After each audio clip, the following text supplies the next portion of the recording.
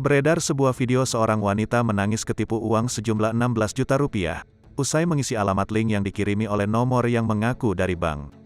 Video yang menceritakan kronologi penipuan uang itu diunggah pemilik akun @kalme_shu pada Selasa, tanggal 17 Mei tahun 2022.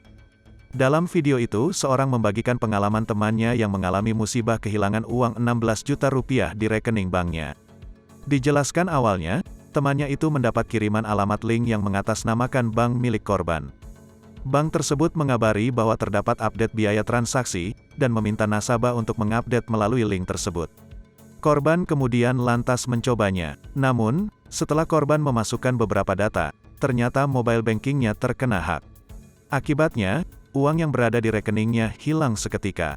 Korban syok dan menangis begitu melihat tabungannya belasan juta itu hilang. Postingan itu menuai komentar beragam dari netizen.